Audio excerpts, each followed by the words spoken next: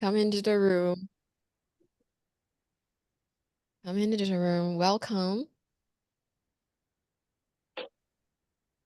We'll be starting in a minute.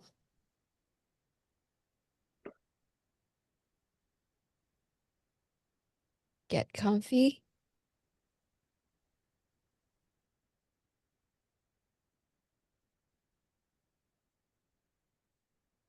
Hello.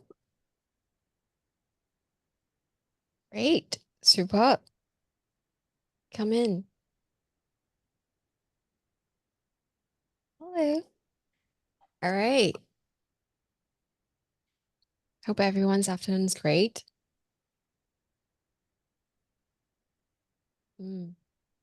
Yeah, so be prepared. Um, if you have questions, please put it in the chat group, and Edie will be collecting the questions. So, hello everyone. Welcome to the dark side of entrepreneurship webinar. Welcome. Okay, so all right, questions will be collected, and up to 3 questions will be picked from the Q&A at the end. And please stay till the end because there will be a giveaway announcement. So yeah. Hi everyone, I'm Amy Lin, currently running a tech fund that targets Southeast Asia and cross-border with emphasis in AI safety policies to be implemented across for investments. So here we have 3 guests.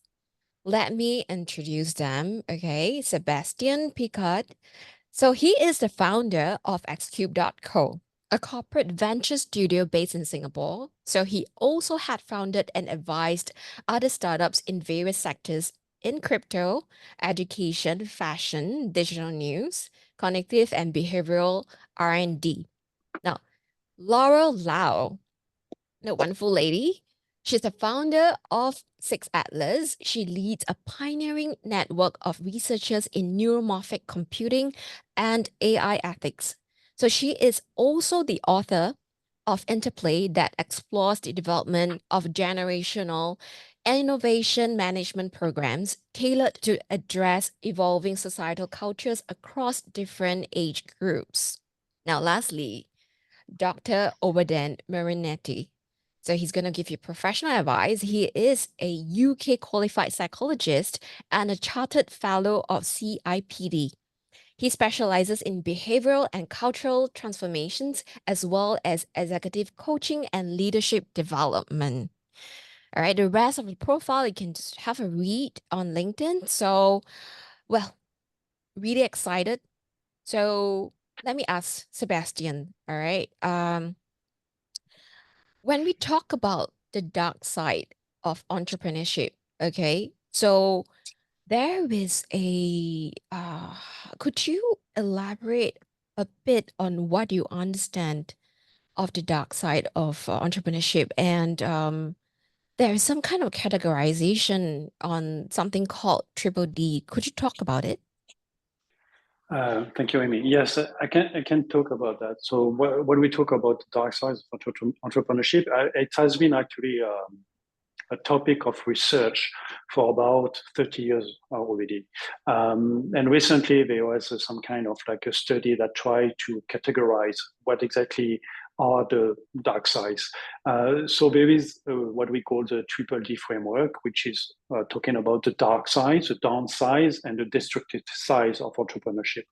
So the dark side is what encompasses personal feeling, sacrifice, and potential negative psychological impact that entrepreneur may face, such as stress, burnout, depression, or mental health issues.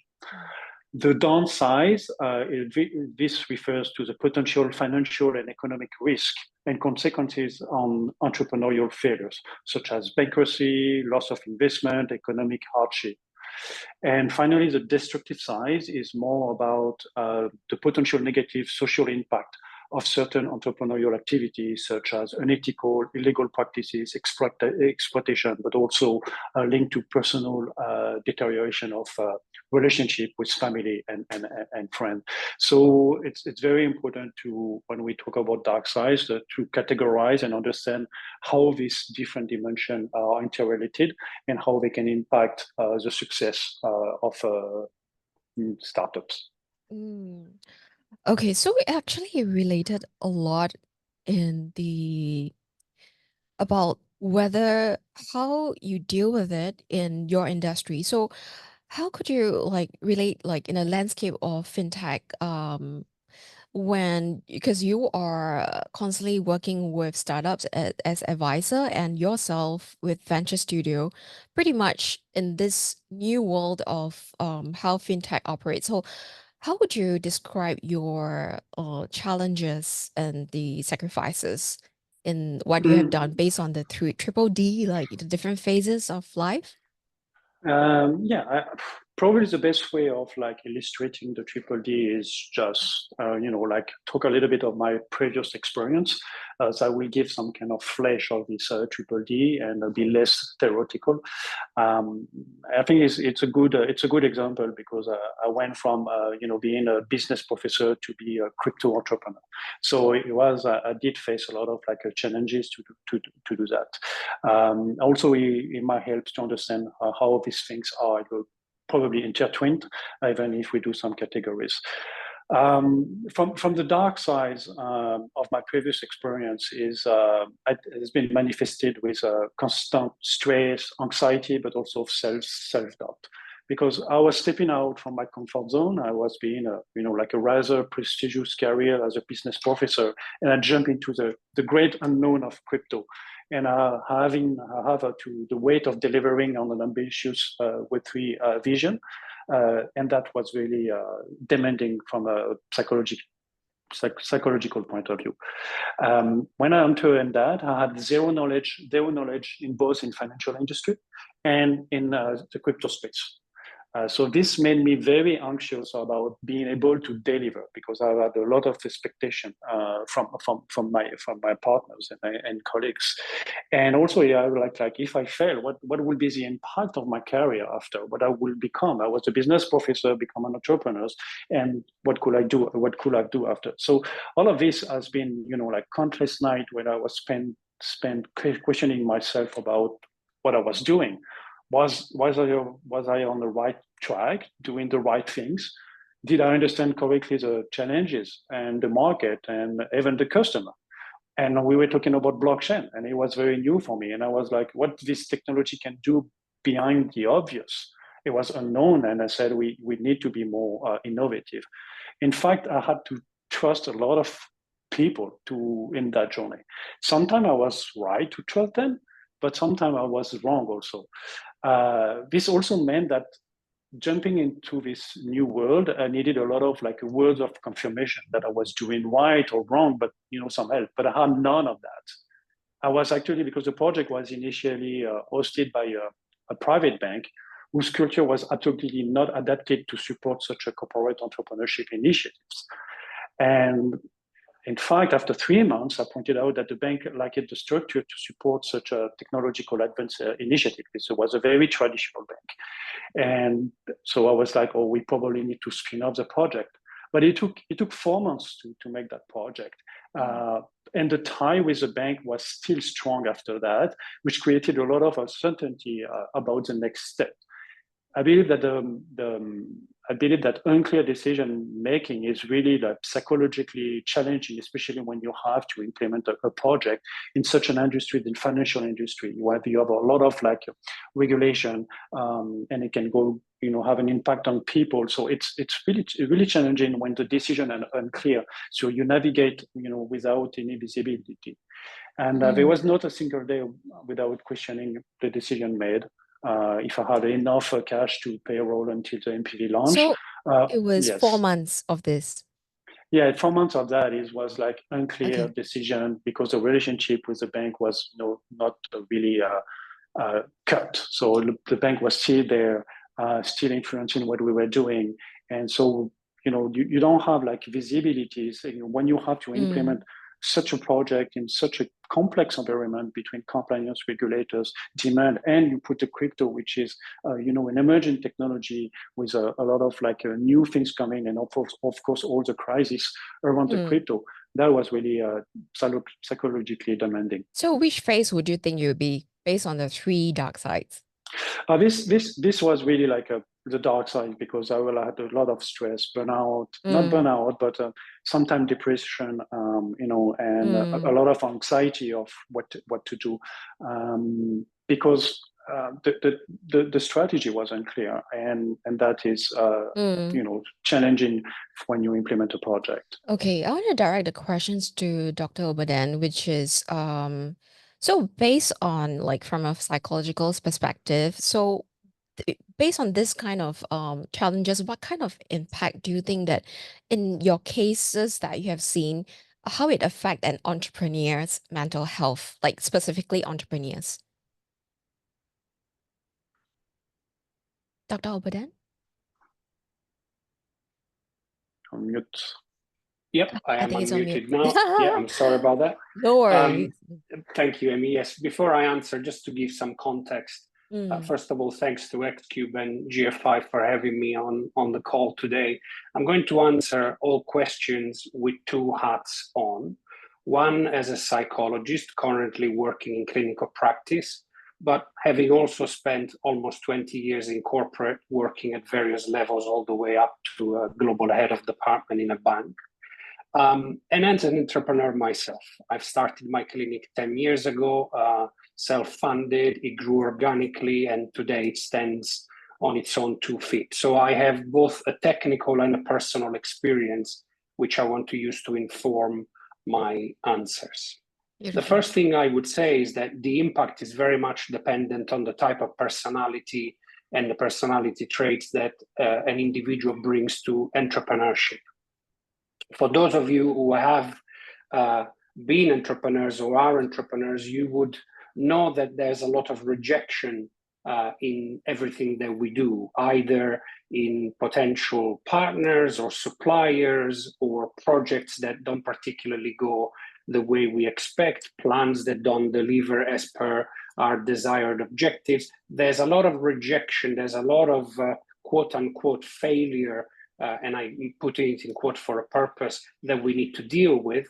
And there are people who have personality traits that make it more applicable for them to deal with kind of rejections. So that's the first point. Resilience and the ability to bounce back when these rejections keep showing up is also another important trait that one may or may not have in varying degrees of intensity, which would therefore create a different impact of the entrepreneurial experience. As we've heard from Sebastian, there's a lot of uncertainty on so many aspects of the journey, whether it is regulatory aspects, whether it's market conditions, whether it's funding situations, whether it's employees and operational issues, but there's a constant question mark on everything. And so people who are able to deal with uncertainty in a much more relaxed and peaceful manner fare better. The engagement with others is also very important. An entrepreneur, no man is an island, no woman is an island, as the statement goes, and entrepreneurs need people around them in order to succeed in their endeavors. So whether we are more personally inclined to build relationships or to hide in the lab, so to speak, we would also have different impact in the entrepreneurship experience. And the final one that I would highlight is our ability to manage energy. I thought I worked a lot when I was in corporate as a global head of department until I started my clinic, and then I realized it's a 24/7 kind of endeavor. So depending on how you fare naturally from a personality point of view on some of these variables, and clearly there is a lot more, you would have a more or less intense impact. At the worst end of the spectrum, I have worked with clients who were battling with suicidal thoughts, in one case even suicide attempt, because of the issues emerging from their entrepreneurial endeavor. Thankfully, I'm happy to report that at least in my clinical sample, that extreme is the exception more than the commonality.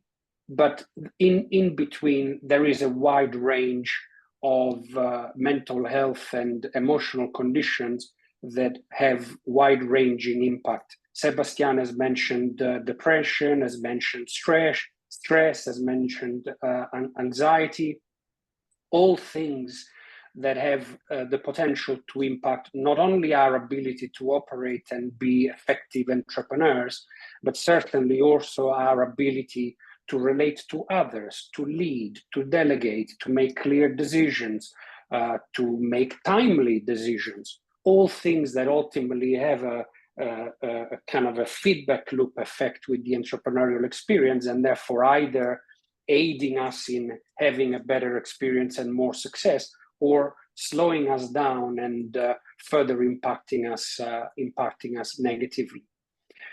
At a additional internal personal psychological level, there's also the relationship between the role of entrepreneur and the sense of self and the sense of identity that we give to ourselves.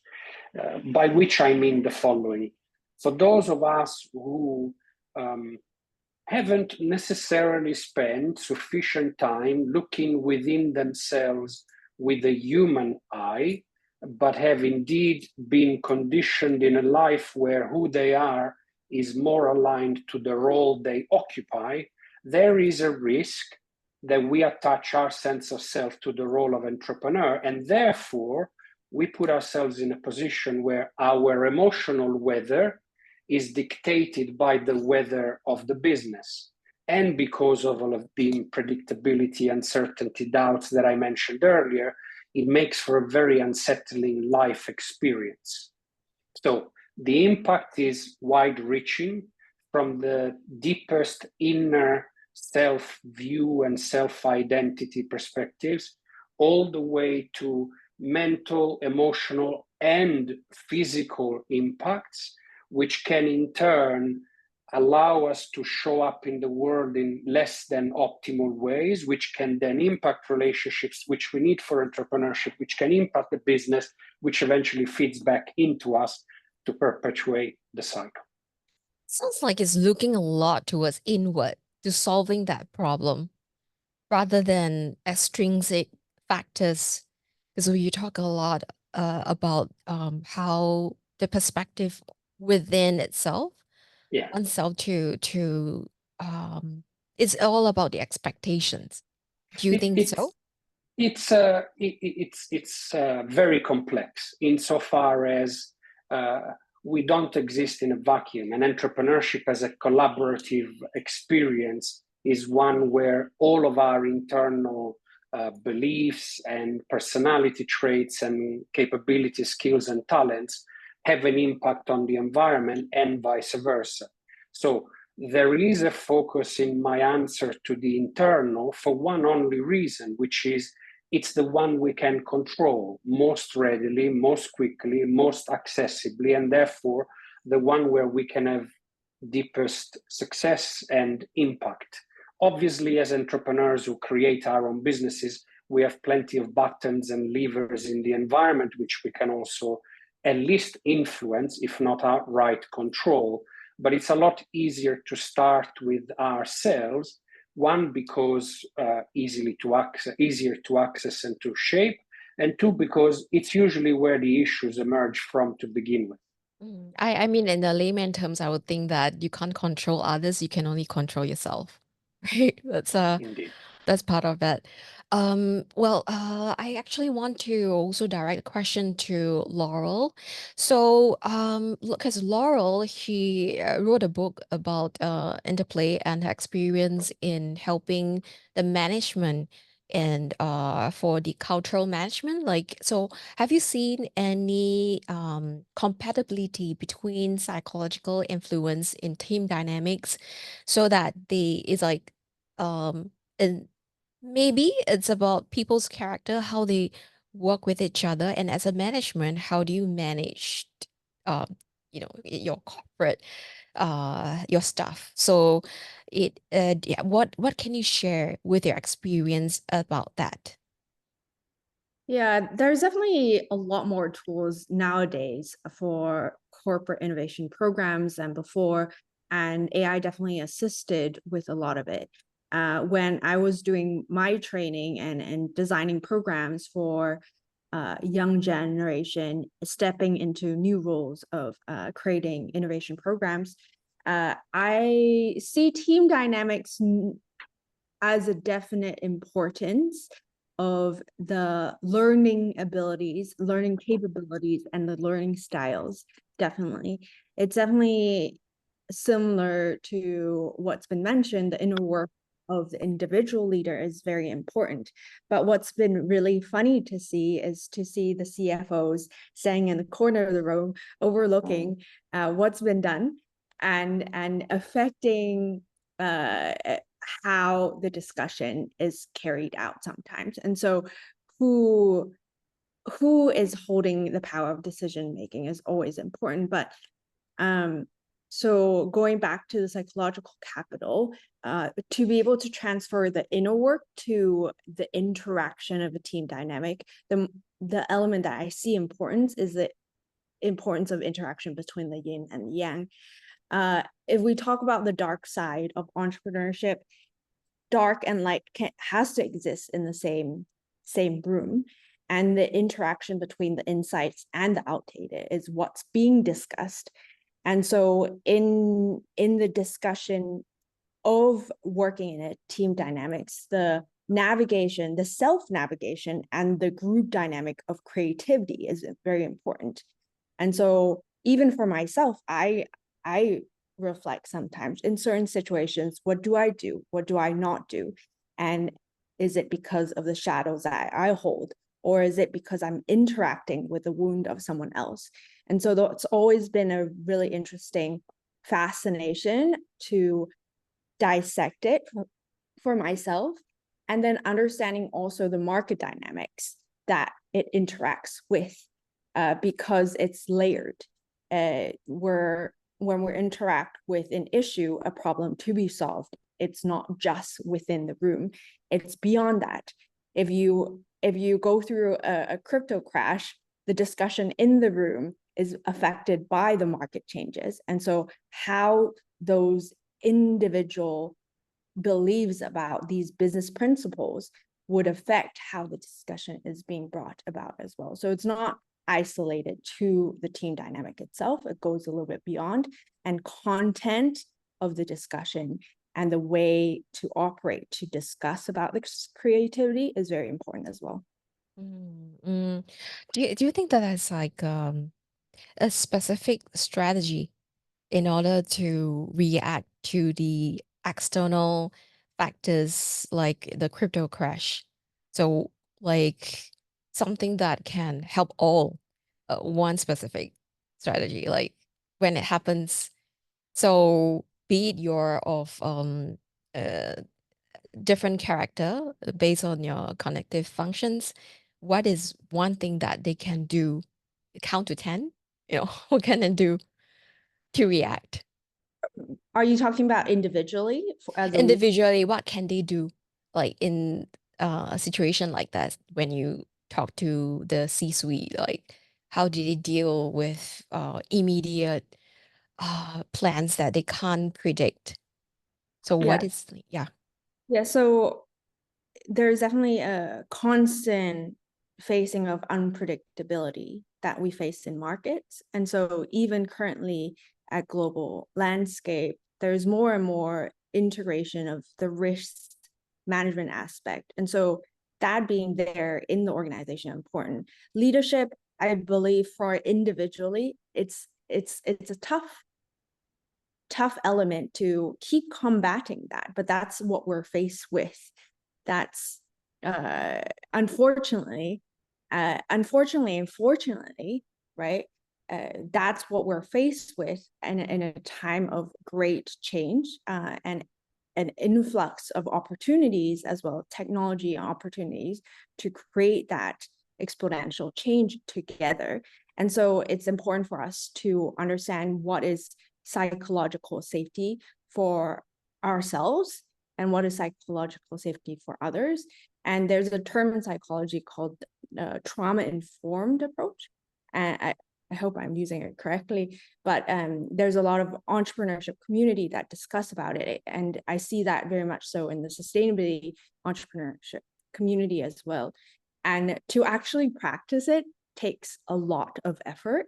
And so it takes a lot of patience as well. So I think the easiest thing as a leader is just implement something in the program that takes care of it for everyone, so that you can point to resources instead of having yourself be the one to be responsible for that. And so empower others to rely on resources and go beyond that for what they need. And so constant education is like important for that. And so that's super. If I could add to that, sure.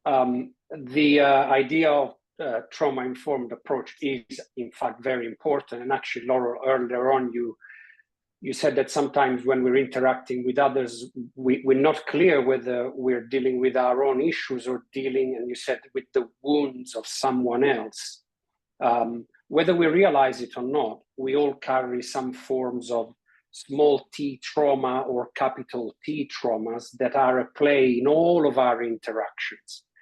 And I'd like to build on what Laurel said and suggest one possible strategy in the crypto crash example that you asked about, Amy, which is to counter the negativity bias. So evolutionarily, we developed as a species to pay attention to negative possibilities, events, threats much more readily than positive ones, which makes perfect sense, because if we were all cave people in the jungle, we'd be better off as a survival strategy to look out for the tiger than not. And this mechanism, which we've labeled negativity bias, is present in our decision-making processes, conscious and unconscious that they are, at all times, even in modern times. When, therefore, we're faced with a negative external events, there is the possibility that the first go-to place is to identify all of the negatives and address those as if they were the only reality in the system. The truth, however, is that when we pause, after having done that part of the audit, take a step back and ask the question, what else can I see in the system? We often also find opportunities and positive aspects or angles of the events that have taken place. And so ultimately, doing an audit that is not so deeply informed by the negativity bias, but that concurrently looks at the negative aspects of what has happened, plus the opportunities and strengths that exist in the system in that moment, can do a lot to alleviate the stresses, the anxieties, and the fears that come from dealing with a crypto crash event or something similar. Do you think it's also about removal yourself from environment where it keeps informing and highlighting the negative aspect of the situation? And there's no doubt. There's no doubt that there are situations, people, environments that have more toxicity than others. And if we find that despite our best efforts to manage those situations, like, for example, a toxic relationship with a co-founder, despite our best efforts to communicate and set boundaries and create a healthy collaborative relationship, there may be a point at which we have to cut our losses and call it quits if things don't change, if the toxicity is such that is jeopardizing either the project or, even worse, our own health and well-being. And I'm thinking, like, with regards to the psychological capital that Sebastian actually right now is researching and investing in. So I also want to ask, like, why did you have that in your studio venture? Sebastian, you're on mute, I think.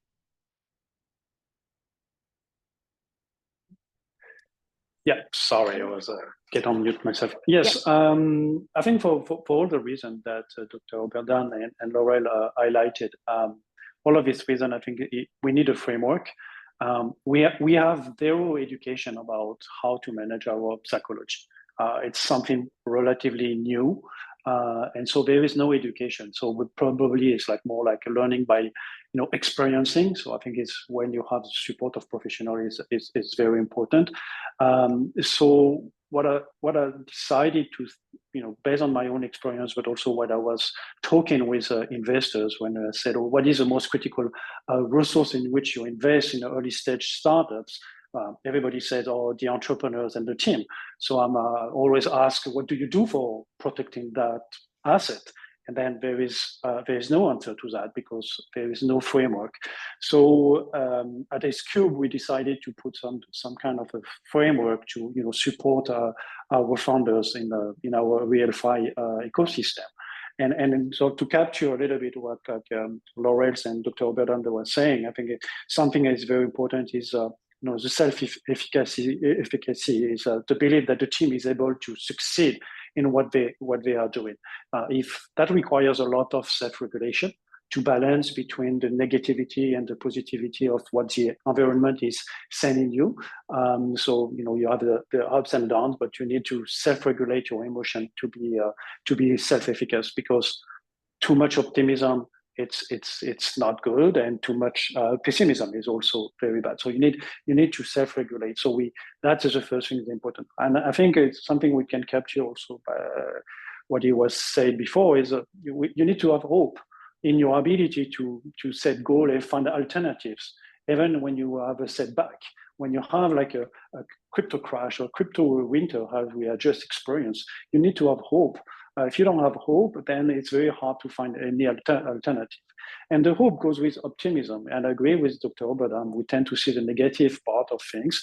I think it's important to see that negativity because there is always a risk in what we are doing. But I mean that you need to be also optimist that we can have a successful outcome of what's going on. And that actually, as a leader or as an entrepreneur, it's so important, to show to your team so that people follow you. If you're too much pessimist and you're not optimist as an entrepreneur, it's very hard to have the team to be engaged really engaged into what they're doing. And that require also some ability to get things done. So you need to be resilient with any setback. So we put this framework together. The one thing is that we think is very important is actually, as Dr. Oberman was saying, is we are not in a vacuum. Entrepreneurship is not a single adventure. It's a team adventure. So what matters is a psychological compatibility between the people, and that requires a lot of like a self-awareness. We need to know what is our trauma, with a big T or a small t. It doesn't matter. We all have trauma. They all have impact on our behaviors. So we need to know why we engage into that as a personal level. And so we need to have psychological compatibility between the individual. Require a lot of like emotional regulation and intelligence too. And I think the probably the most important is you need to create trust between the teams. So you create that safety environment where you can reflect, you can be a little bit vulnerable, because the crypto winter in my previous company impacted people in a different way. And people were rather optimistic, okay, it's fine. And other people were like, they lost a lot of money. So they were like really down. So we need to have that support at that moment for them to cope and be back to like with optimism and hope that we can survive this crypto winter. So this is what we do at Xcube. We create that framework with different tactics in order to sustain and enhance this, what we call integrated psychological capital, which is at the collective level of the entrepreneurial team. We have a capital, which is a psychological capital that we call, and that is tap into usually when you have an external event, it tap into that psychological capital. So we need to have techniques, strategies to fill it up and to be more resilient at the team level. So we have this framework to accompany, to teach our it's probably education to teach our entrepreneurs and all the team about this aspect of entrepreneurship, because that's probably what can make successful startups over the long run. Resilient. Yes. So I think this is like to really help the entrepreneurs to with data-driven, facts, like you're not alone. This is based on huge data of entrepreneurs and what they have experienced, what are the strategies that you can implement. So that's why you have that as a setup internally, researching instead of, hey, here off you go. You can go and ask, external help. Go find somebody who you can talk to. But actually, this will help even more as a program. Yeah, it's a program. We have like three things. We provide a regular session, a little bit like psychological session for the entrepreneurs, for them to understand their psychological capital, where they are strong, when they are weak, what they need, so enhancing their self-awareness. But then we have also some growth mindset training in order to reframe challenges more like an opportunity for growth, and developing tactics to sustain the psychological capital. What is also important is peer support, so people can share their experience, explain through what they have been going through, and so people can relate and how they succeed to go through hell. And that is very important, that kind of peer support group. And also, as Dr. Obenham was mentioning, I think is that well-being, mental well-being is also thinking about your body. It's not dissociated. So you need to have like session to reconnect your body with your mental health. So sometimes entrepreneurs tend to forget about these dimensions. So this is the 4 things that we are doing. Yeah, I think so I think that there's some questions as well. The last 2 questions will be directed towards Laurel and Dr. Boden, which Laurel is, so you are pretty much into you're leading the AI researchers into understanding humans for using the neuromorphic computing. And with AI itself, could you have like a summary of like what you're doing? How does it help in this fast-paced environment and more productive environment compared to using AI? What have you found, and how does it relate to helping entrepreneurs, like for example making decisions using the AI tools? Things are unpredictable, but then efficiency is definitely the topic, and productivity as well. Yes, there's definitely a few questions over there. I'll definitely tell you what I find the most fascinating first in this work of neuromorphic computing is that so you see these personality tests, there's Myers-Briggs and all these different ones that categorize personality and have descriptions to each one. So contrary to that, we all have different personality profiles, but there's almost like a percentage chance. There's a randomness to it that we have these personality.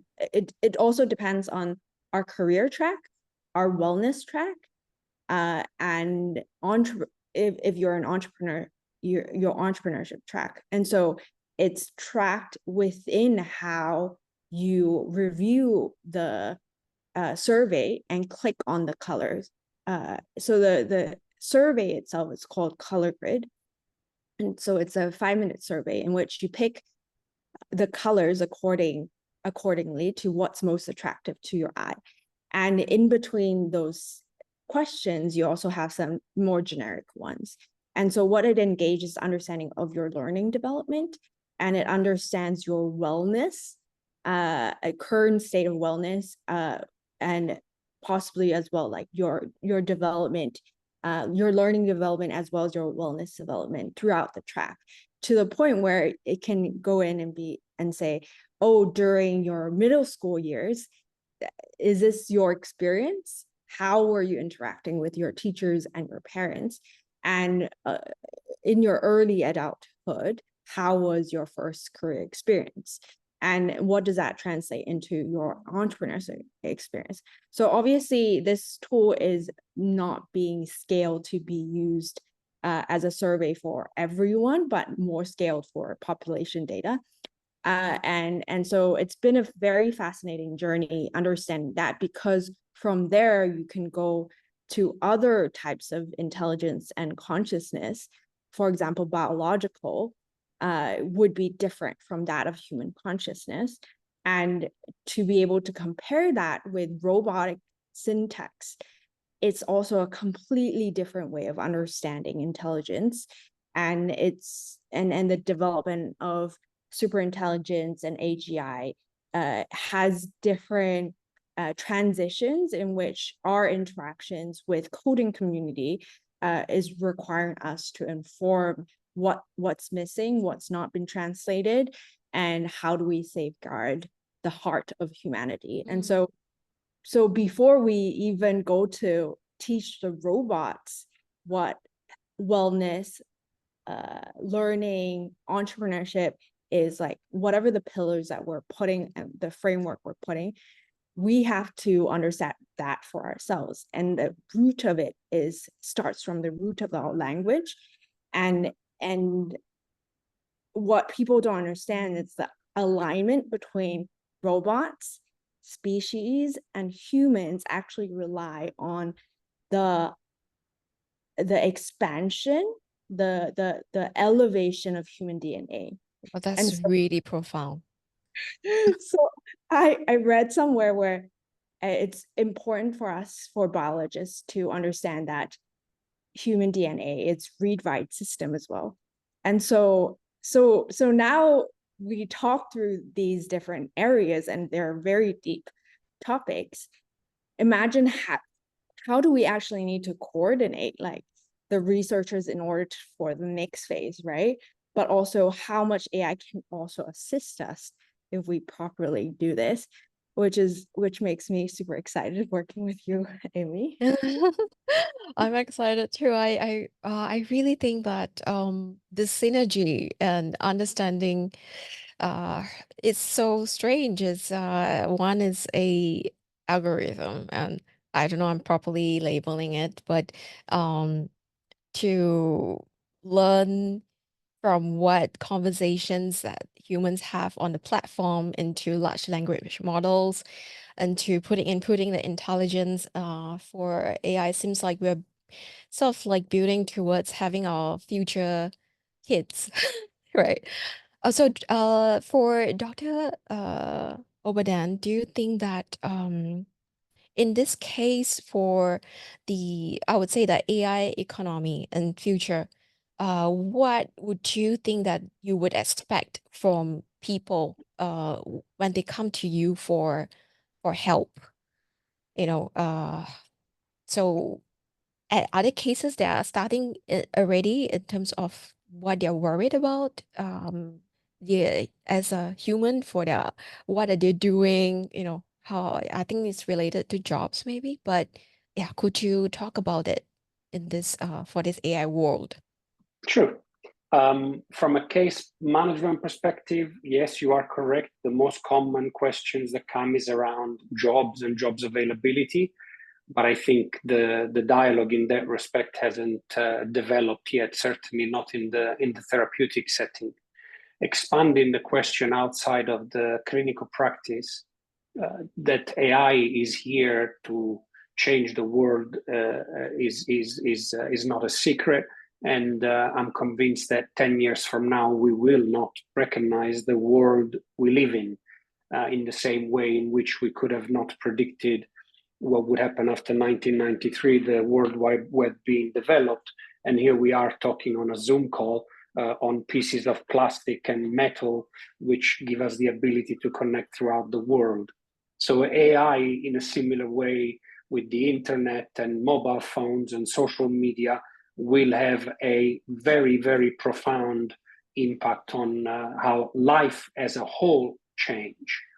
And I think that's the link that I want to make to psychological health, because there are aspects of AI, like there are of the internet and of social media, which I find terrifying, and that have already begun to be studied and in relation to the impact they're having on mental health.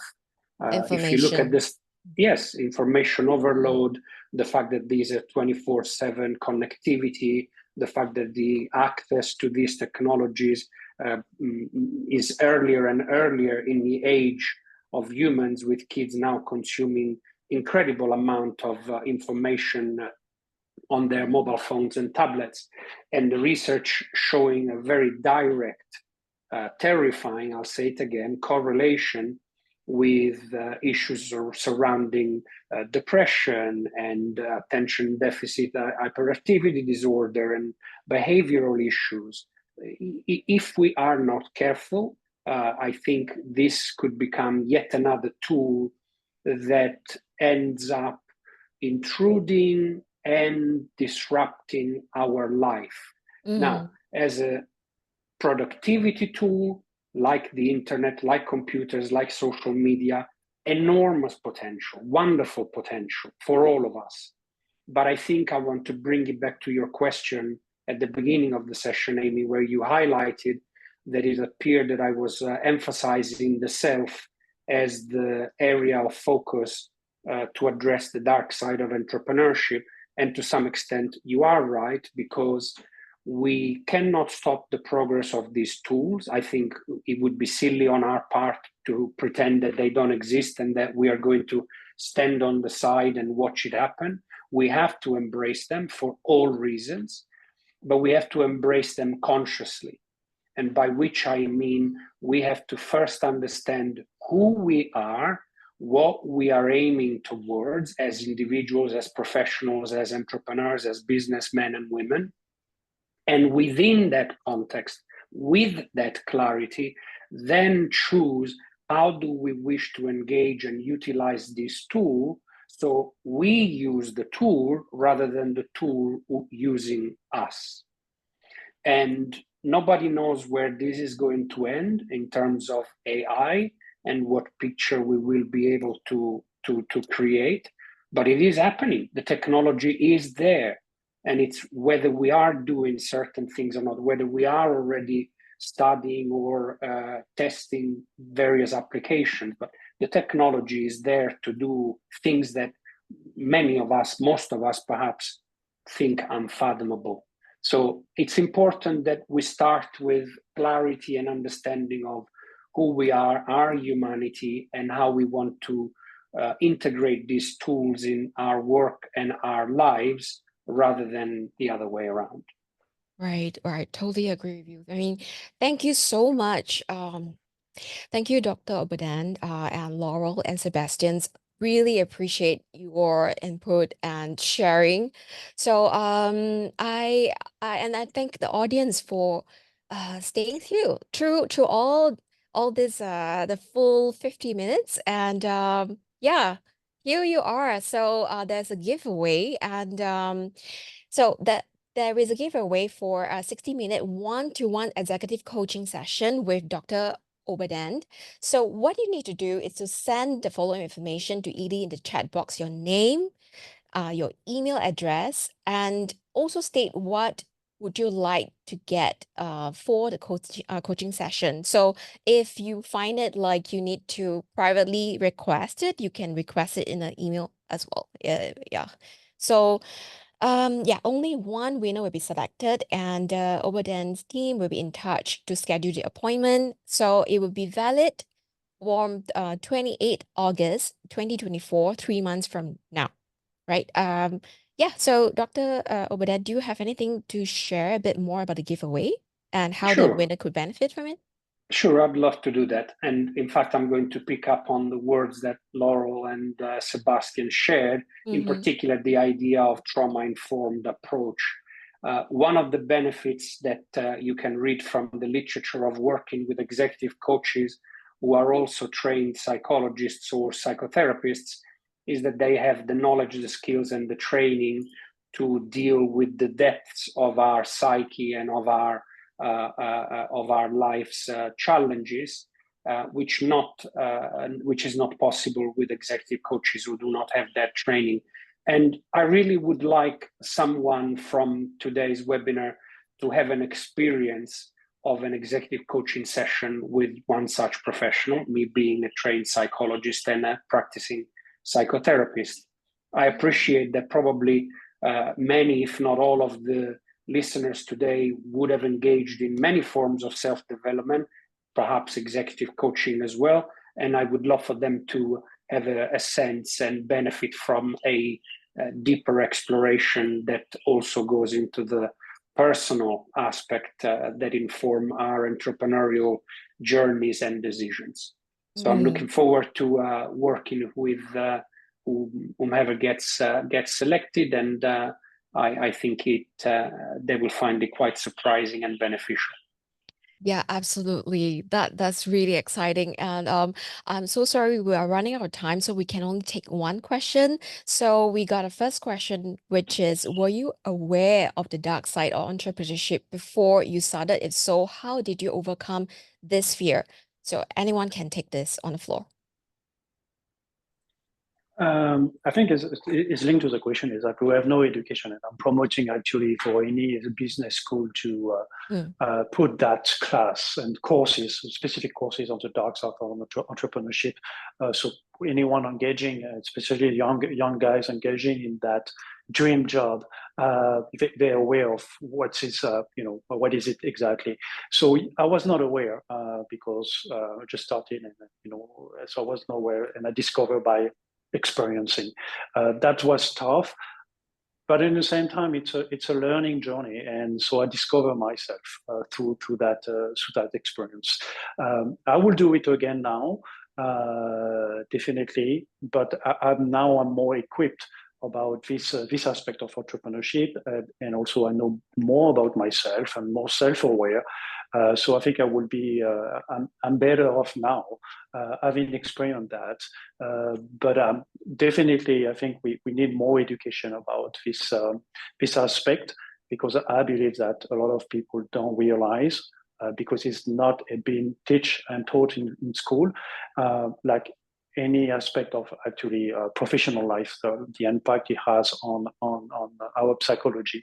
There is today more research, more awareness about it, but yet it has not been translated into courses. So it's very hard to people engaging in that way, in this journey. They don't know what it is, and that's why we are doing this webinar, to educate people, be aware of that aspect of entrepreneurship. But we need more of that.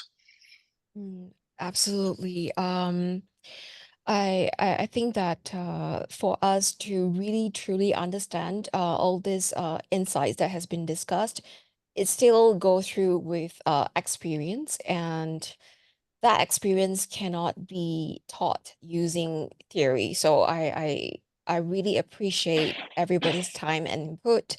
I know that there's a second question is regarding funding. I mean, it sounds important. Do we have time for this?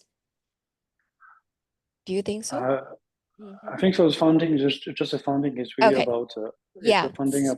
So let me read the question. So some people view self-funding as a last resort. For some startup founders as a means of investing in their own startups, especially when they are unable to secure sources of funding despite their strong innovation. What are your views on this? I think everybody has this question.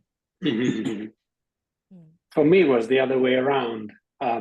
As a trained psychologist and not businessman, I had no idea where or how to secure funding, and I had a sense that there were things out there that were accessible to entrepreneurs. But for me, self-funding was the first step rather than the last resort. And I can happily say 10 years later, the clinic is going strong, it has grown organically, and I've never looked back. Now, obviously, we're not talking about businesses such as some that I'm sure some of the entrepreneurs on the call are working on, with multi-million dollars type investments, with really large operations, projects, and objectives. But for me personally, it was the first port of call, and it served me well.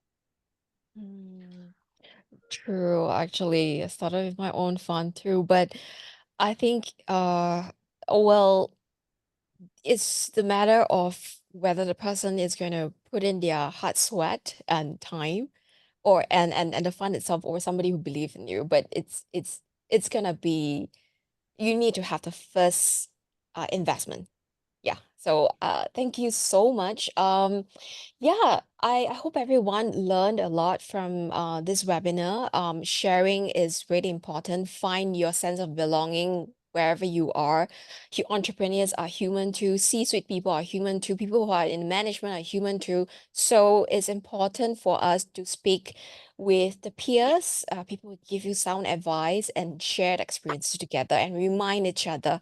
All right. So yeah, GFI, which is Global FinTech Institute, will email the recorded webinar to all the registered emails. Thank you so much. Elaine, she's from GFI. So Elaine, thank you for having this Thank happen, you. and yeah, for Elaine to host this as well. Yeah. So Yeah, thank you everyone. Thank you all the speakers here, and I hope everyone finds all the tips and insights here very useful, especially if you're planning to or is an entrepreneur. Yeah, and I just want to share that please follow us on Google on our LinkedIn Global FinTech Institute. I'll put a link on our chat so that everyone can follow us. So we have more events coming up and more updates on fintech and news and insights coming up as well. So please do follow us, and also, yeah, any more questions, just write to us as well. Yeah. well, Thank you, everyone. thank you, everyone. Goodbye. Thank you. Bye. Thank you. Thank Bye you. bye.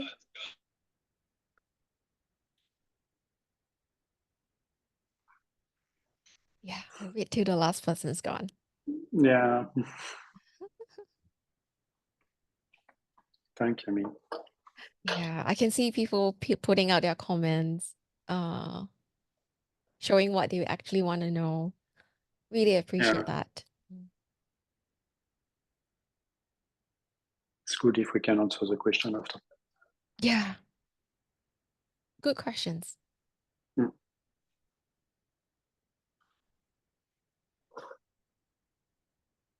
I think it's a really beautiful session. Okay. I hope you enjoyed. Yeah, I enjoy asking questions. I enjoyed interviewing you, Laurel, and Dr. Obadan. Thank you so much. Thanks. See you soon. Yeah, see you soon.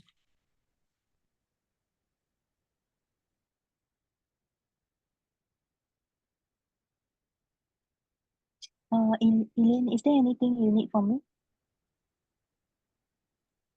No. Very good. Okay, all good. Thanks. I will log off then. Yeah. Okay. Thank you. I've already taken down all the details in the chat box. Thank you. Thanks. Bye. All right. Bye.